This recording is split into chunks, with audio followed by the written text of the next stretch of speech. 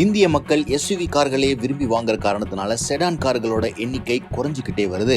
மேலும் எந்த கார் நிறுவனமும் முற்றிலும் புதிய செடானை லான்ச் பண்ண தயாரா இல்ல. ஆனா ஒரு சில மக்கள் இன்னமும் செடான் கார்ஸ் தான் ப்ரிஃபர் பண்ணுவாங்க.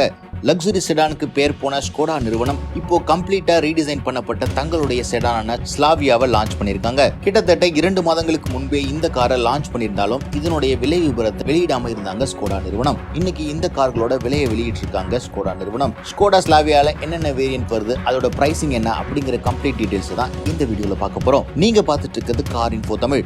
கார்கள் பற்றிய அனைத்து தகவல்களையும் உடனுக்குடன் தெரிஞ்சுக்க கார் இன்ஃபோ தமிழ் சேனலுக்கு சப்ஸ்கிரைப் பண்ணுங்க. ஸ்லாவியாவை பொறுத்த வரைக்கும் 1 லிட்டர் TSI இன்ஜினுக்கான பிரைசிங் தான் இப்போதைக்கு ரிவீல் பண்ணிருக்காங்க. 3 வேரியன்ட்கள் தான் வச்சிருக்காங்க. பேஸ் வேரியன்டான ஆக்டிவ், மிட் வேரியன்டான ஆம்பிஷன் மற்றும் ஹை வேரியன்டான ஸ்டைல். பேசிக் ஆக்டிவ் வேரியன்டோட எக்ஸ்-ஷோரூம் பிரைஸ் 10.69 லட்சம் அப்படின்னு சொல்லிருக்காங்க.